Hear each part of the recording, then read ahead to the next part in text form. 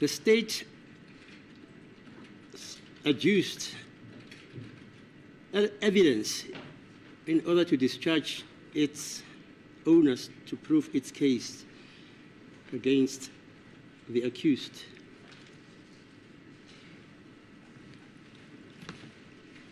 During the course of this adjustment of evidence, the prosecutor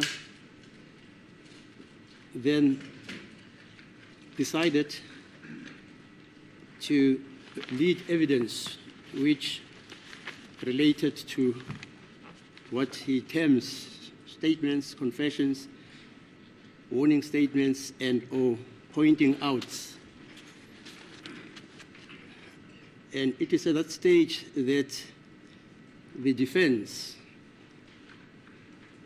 contested the admissibility of all these so-called confessions, statements, pointing outs,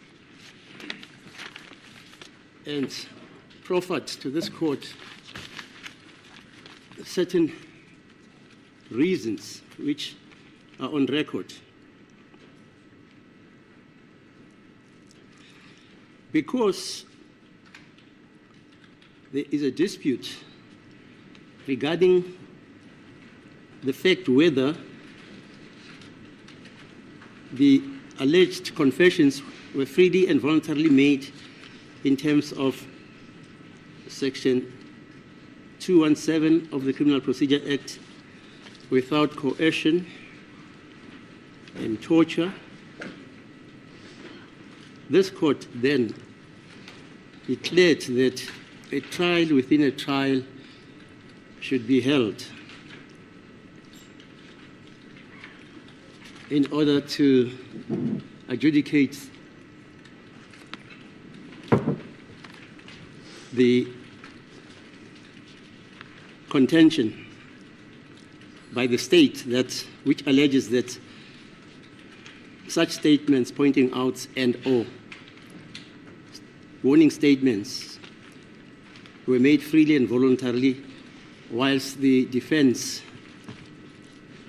adhered to the fact that that was not the case.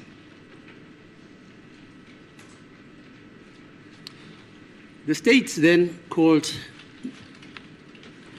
Magistrate Cornier as its witness in the trial within a trial, because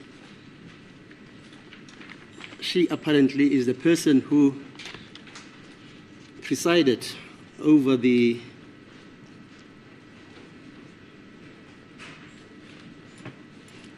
alleged statement or confession which was allegedly made by accused number 2. Prior to that, obviously, the state also had called Colonel Mboto, who was also alleged to be the scribe who presided over the alleged confession allegedly made by accused number 1.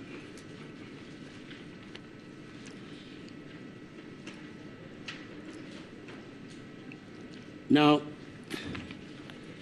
Mr. Mnisi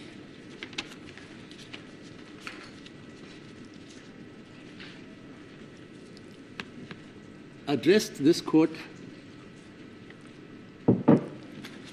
and stated that in his view there should also be a trial within a trial in relation to the admissibility of the audio recording which was made by Magistrate Cornier when she was presiding over the Section 217 interview in respect of accused number 2. My view is that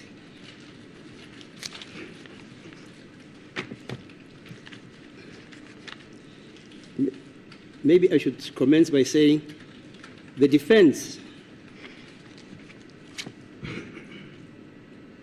the defense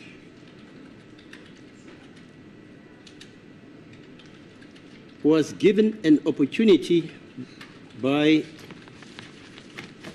Mr. Baloyi, the prosecutor, to listen to the alleged audio recording which was made by Magistrate Cronier.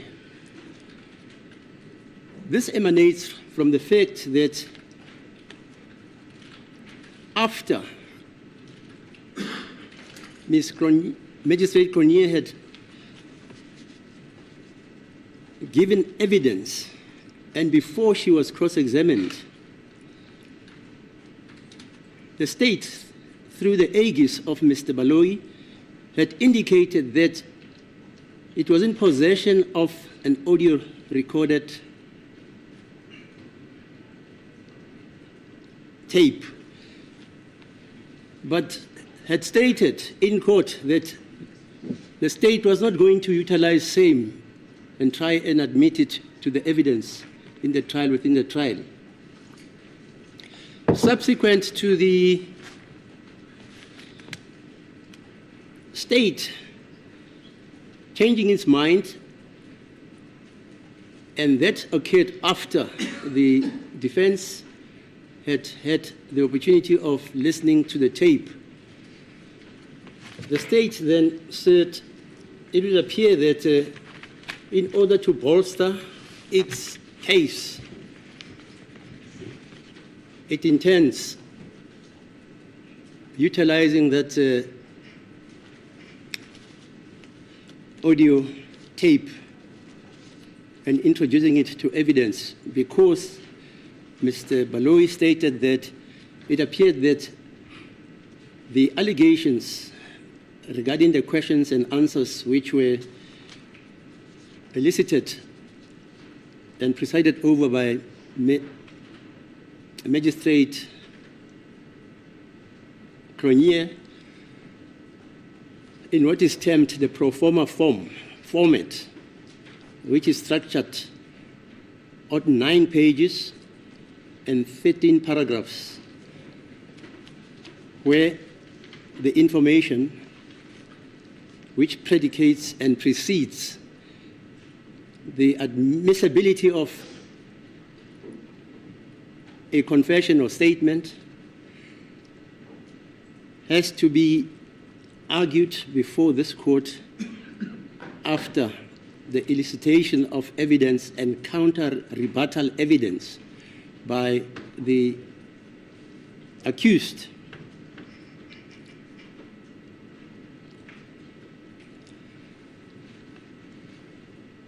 Consequently, to accommodate the concern of Advocate Mnisi, I there and then said, because the precursor, as he terms it, is not apparent to him, to this court, it was apparent in that that precursor is predicated on the fact that the defense is alleging that the rights of accused number 2 were violated, the constitutional rights of accused number 2 were violated, in that when this tape or audio tape was made by Magistrate Cronier, she never sought the consent of accused number 2, neither did she seek to advise or inform accused number 2 in the presence of his attorney that she intends recording the Section 217 interview, and also she intends recording the statement, alleged statement or confession allegedly made by accused number 2. The contrary is that Mr. Baloyi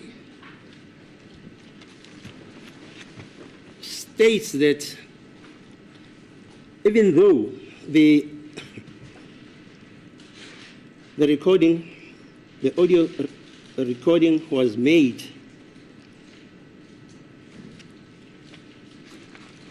according to him,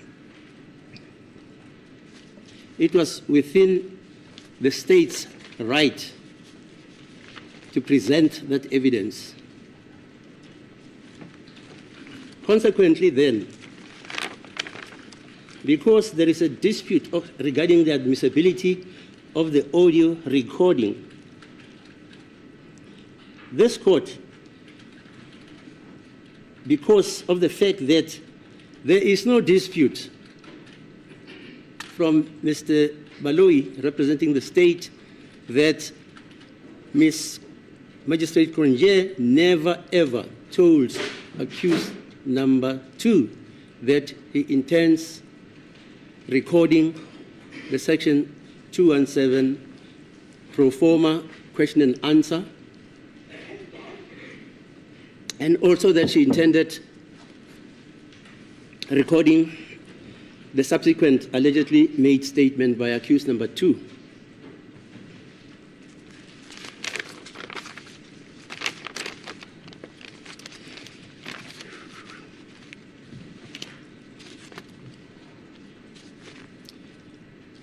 Now, this court has inherent jurisdiction to invoke the Constitution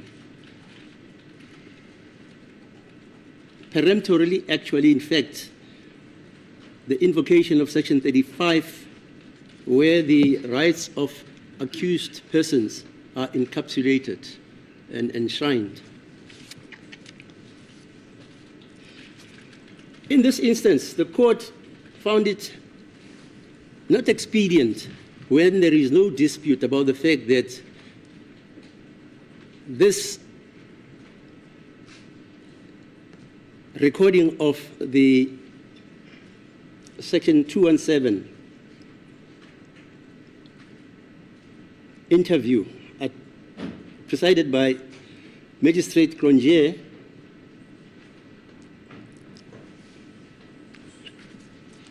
the state alleges that it is lawfully acquired, and the contrary, the defense alleges that it was unlawfully acquired. But as I say, because there's no dispute about the fact that it was recorded without the consent and without informing the accused, this court must determine whether the Constitution in that regard, or the rights of accused number 2 enshrined in Section 35 were violated, as argued by the defense counsels here. Now, since the establishment of a democratic state in South Africa and the adoption of the Constitution 106 of 1996, South African courts are enjoined by Section 35 of the Constitution to interpret and promote the values which underlie an open and democratic society based on freedom and equality. And, where applicable, to have regard to relevant public international law, and also to permit the Section 35.5 permits our courts to have regard to comparable foreign law.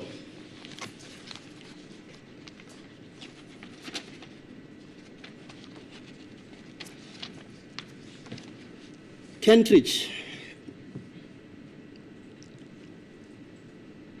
Advocate Kentridge, SC Queen's Counsel, wrote a seminal principle into the jurisprudence of South Africa when he stated that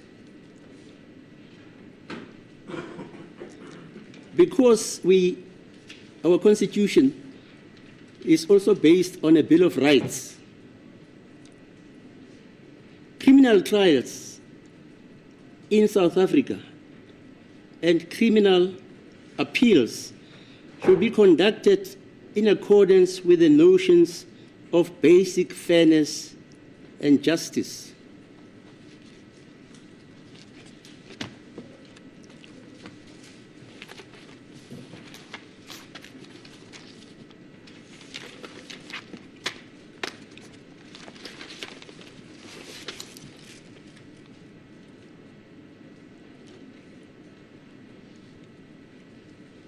In the case of Wong Kem Ming versus R, 1980, AC 247, PC 261, Lord Halisham stated the following underlying principles.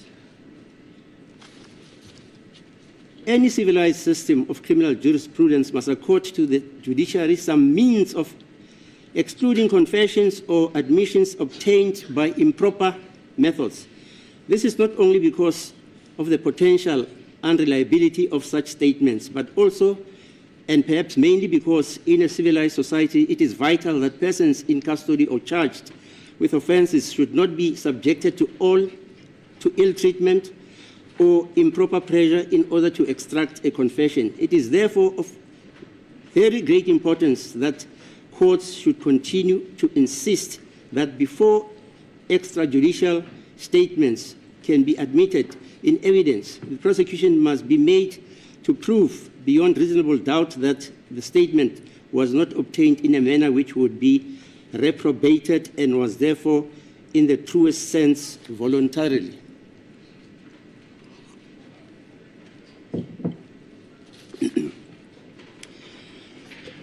In the case of R versus Tamani and others, 1925 AD, Ennis, who was then the Chief Justice of South Africa, stated that it is an established principle in our law that no one can be compelled to give evidence incriminating himself. He cannot be forced to do either that before the trial or during the trial. The principle comes through to us through English law, and its roots go back in history. Wigmore, in his book on evidence, volume 5, in page 2220, traces very accurately the genesis and indicates the limits of the privilege, and he shows that however important the doctrine may be, it is necessary to confirm it within the proper limits. What the rule forbids is compelling a man to give evidence which incriminates himself. Now, it is the norm in trials within a trial for the state to present its evidence and for the defense to present counter evidence or countervailing evidence in rebuttal of the state's evidence. Now, in this case, sorry.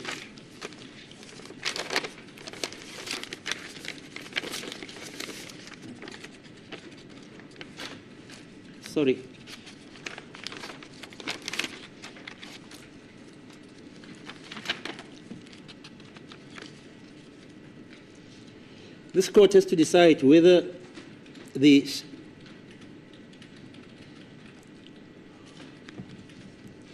audio tape recording,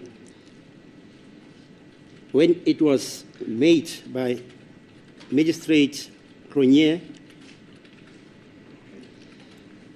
resulted in the invasion of accused number 2's privacy and dignity, and that consequently the said audio recording evidence brought whether the said recorded evidence by this tape under the direction of Magistrate Kronje, if it is admitted into evidence, can it be said that it would bring the administration of justice into disrepute, and that also it would be said to be an infringement of accused number 2's rights to a fair trial?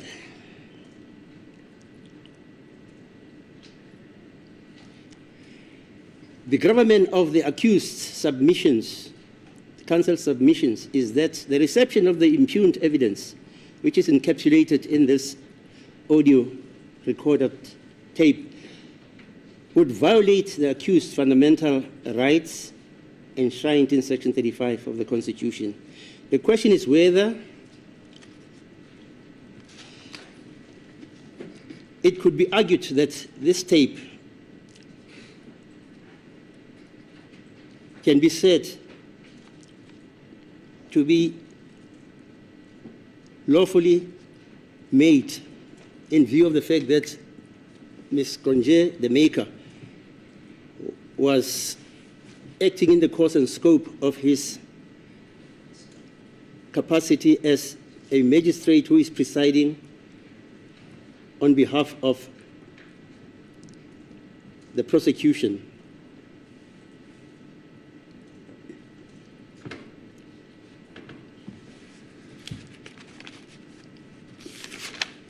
In my view, invoking the inherent jurisdiction that I have and following the towering words of Kentridge, if the flouting of the Constitution is so egregious and flagrant, should this court wait until there is rebuttal evidence from accused number 2 regarding the fact that all he could say is that I never gave consent and I was never asked and I never knew that this interview was taped. And because of the concession by the state, and it doesn't even dispute it, that this tape was made in the course and scope of the taking of the 217 statement.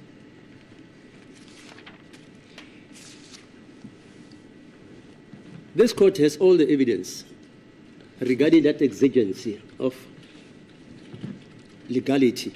And in terms of Section 145, subsection 4C of the Criminal Procedure Act, this court is enjoined to decide that legal exigency without waiting for accused number 1, 2, 3, 4, 5 to give evidence in a trial within a trial when there is an egregious, according to me, an egregious flouting so flagrant that why should this court allow it to contaminate the evidence?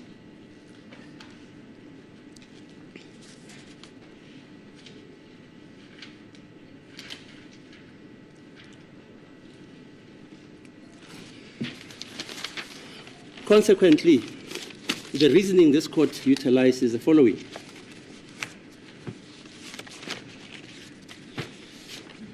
The accused has a right to a fair trial, and what infuses its purpose is for justice to be done and to be seen to be done.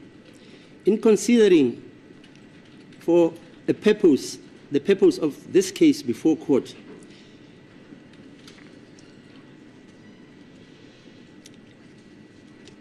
this principle lies at the heart of a fair trial in the field of criminal justice. One has to bear in mind that dignity and freedom and equality are fundamental values of the Constitution, and these are important to the right to fair trial and to ensure adequately that innocent people are not wrongly convicted. And however, there are other elements and rights, such as the presumption of innocence, which cannot be explained exclusively on the basis of averting a wrong conviction, but which arise primarily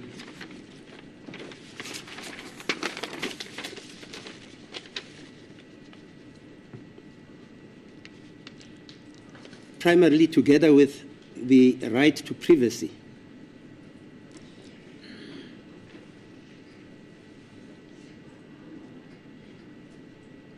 See in this regard the case of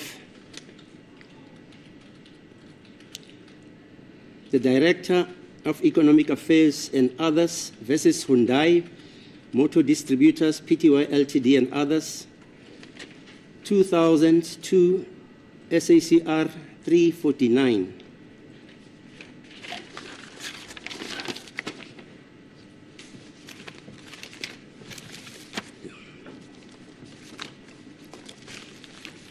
Sorry.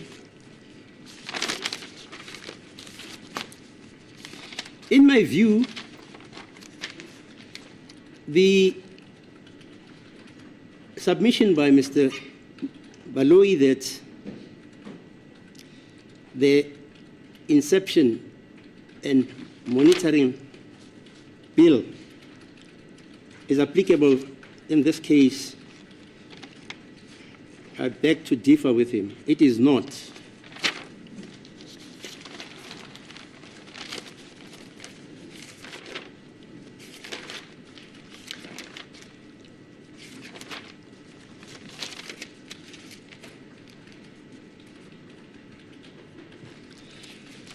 When we investigate the reasons advanced by Magistrate Ronje for making that audio recording during the Section 217 interview, she stated that she recorded same for her own personal safety and because she has a penchant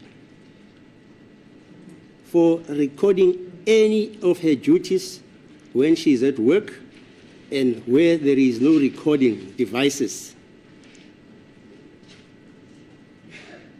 But the point is, this recordal was made during the course and scope of her employment as a presiding magistrate in a Section 217 interview. Consequently, she may be laboring under the bona fide incorrect impression that she owns that tape. She doesn't.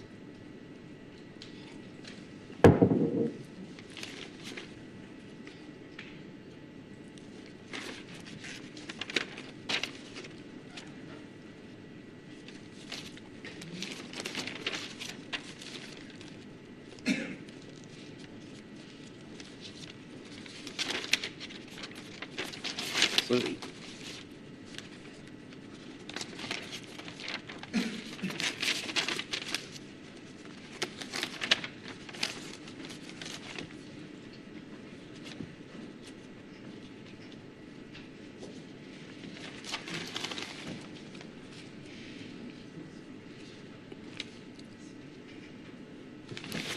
So it is common cause that accused number 2 was not apprised of his constitutional rights by Ms. Magistrate Grenier, and this relates only to the audio recorded tape. It doesn't relate to the Section 217 completion of the question and answer format document, which was handed in as Exhibit JJ. The remarks which I'm making relate only to the recordal and the making of the of the auto recording, not to the viva voce evidence which was visited upon by Mrs. Cronje when she was engaging in the interview with accused number 2. Consequently, in my view, I have to determine whether, despite the fact that accused number 2 was not apprised of his rights, and consequently, in my view,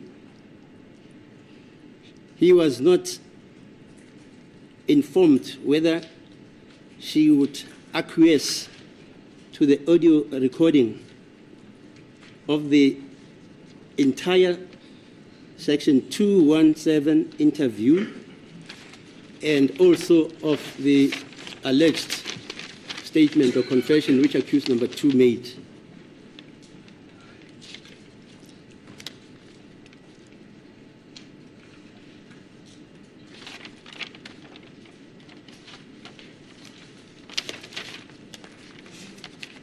This court, in terms of the law, it's entitled to be furnished with a pro forma format document when the maker, when Mrs. Cronje, for instance, was engaging accused number 2 in the interview in terms of Section 217. Correspondingly, one would also imagine that this court was entitled to listen to the recorded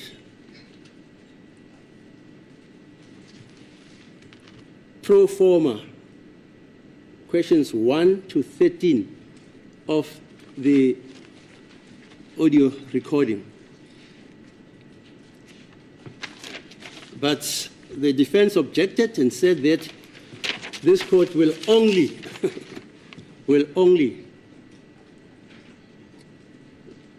be indulged by the defense to listen to the tape after I have made a finding either way. That is not the law. I'm entitled. The court is entitled to listen, because we now find ourselves in this invidious position that the defense has listened to the entire tape. And I'm saying, I was entitled to listen to the tape from the inception of the interview right up to paragraph 13. Mr. Balawi also has listened to the tape. The accused also have listened to the tape. And the curious oddity is that the judge who is supposed to adjudicate this matter was disbarred by the defense from listening to the tape. That was an ill-conceived and unlawful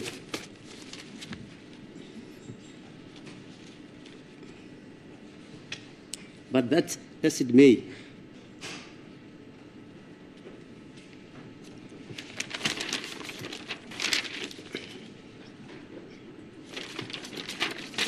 This court still has to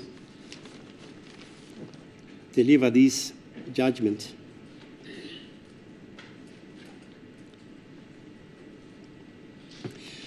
I wish to differ with Mr. Baloyi when he says the recorder, taped recorder of the Section 1-2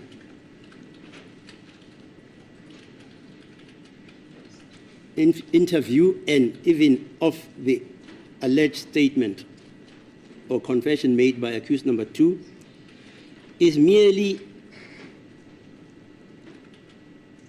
the basis of an electronic version of the pro forma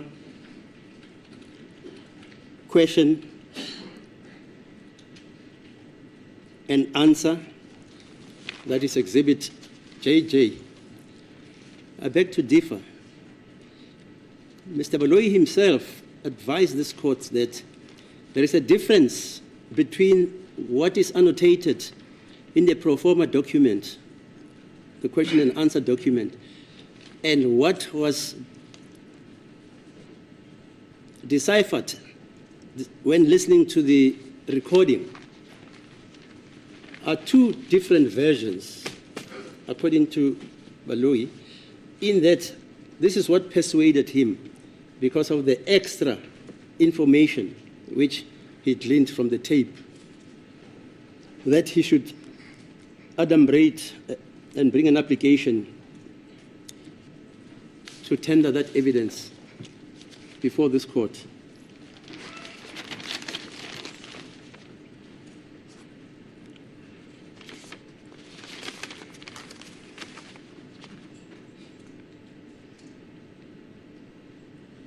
In order for the state to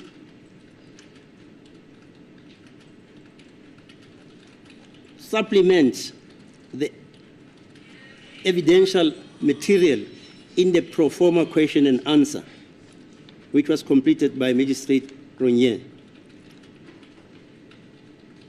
because certain details might not have appeared on the pro forma format question and answer, but are contained in the recording, which is the basis, as he says, of merely an electronic version of the pro forma question.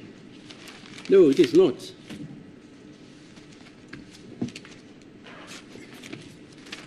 For the following reasons.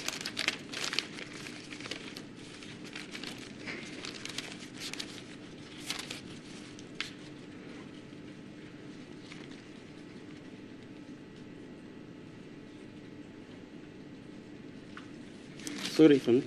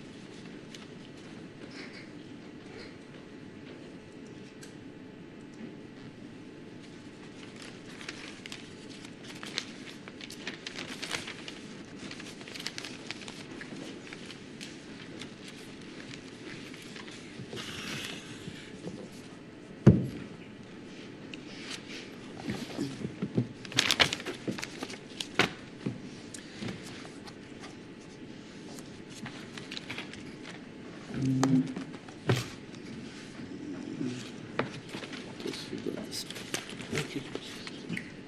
Sorry about that. I just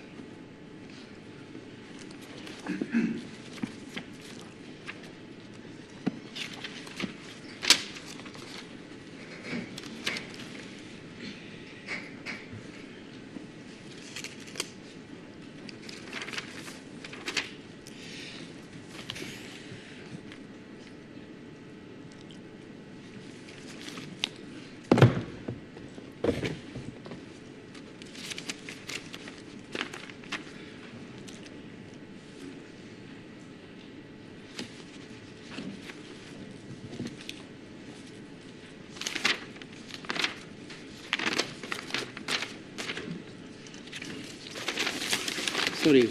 Yeah.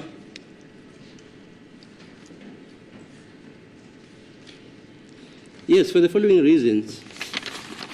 In that, if Mr. Baloyi admits that the court now is confronted with two versions of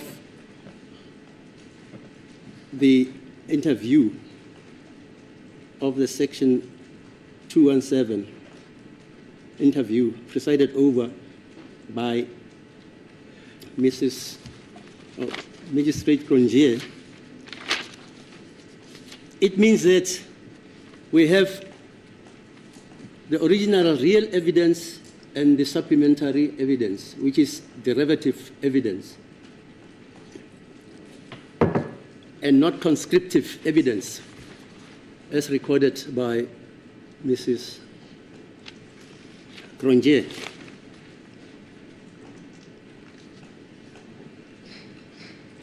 And despite the injunction in the case of Key versus the Attorney General of the Transvaal, a judgment by Chrysler 1996 in the Constitutional Court, that sometimes the interests of justice and the administration of justice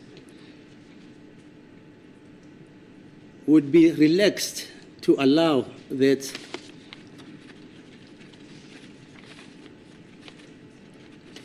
evidence which is unlawfully and unconstitutionally acquired be made admissible in a court of law. But in this instance, I'm of the view that I demur and say this cannot be done because of the egregiousness of the infraction of accused number two's rights.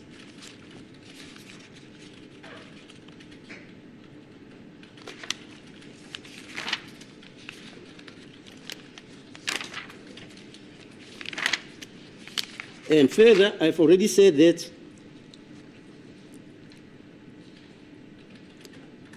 it is not in the interest of justice for this court to wait for the whole evidence to be laid before this court in a full throttle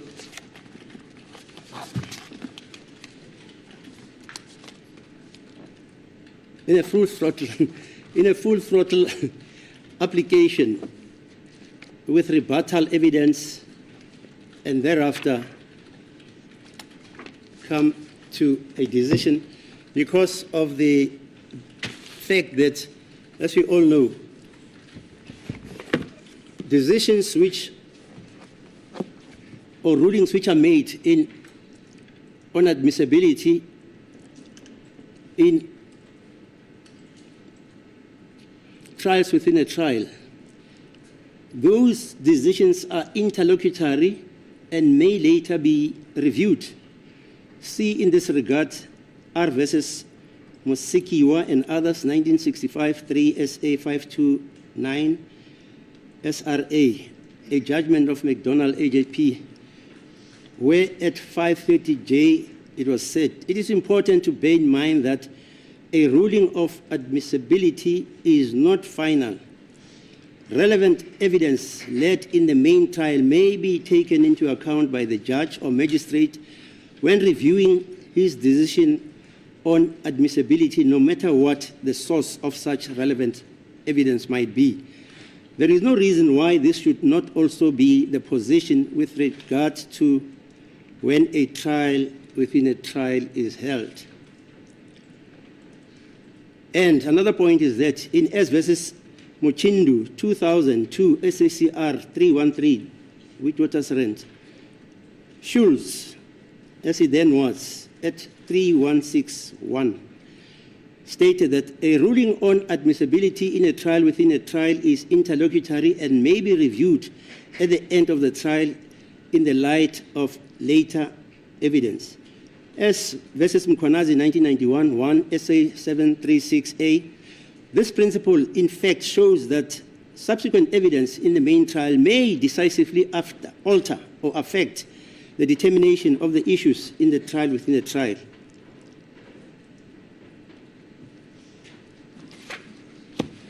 But in this case, I want the view that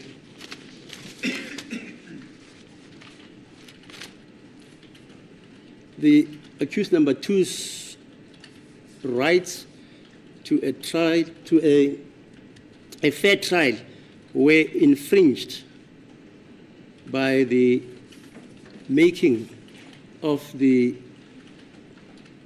audio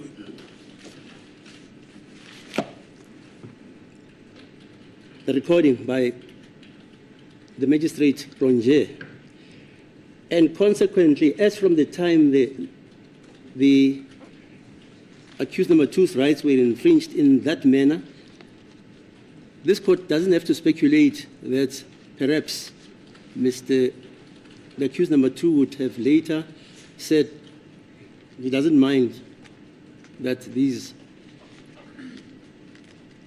Section 217 proceedings were recorded.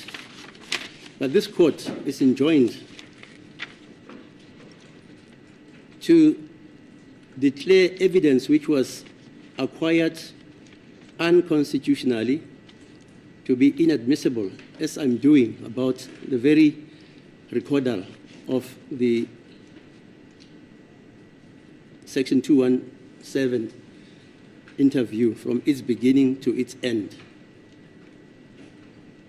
Because if this court allowed such an egregious flouting and flagrant flouting of accused number two's constitutional rights in terms of Section 35(5), it would not be in the interest of justice to do so, because accused number two would then be continuously subjected to a trial unfairly, when we know that the Constitution engages us and enjoins us to prevent such an exigency. And also, in the view of this court, that would bring the administration of justice into disrepute. Consequently, this court rules that the audio recording should not form part of these proceedings. It is inadmissible. Okay.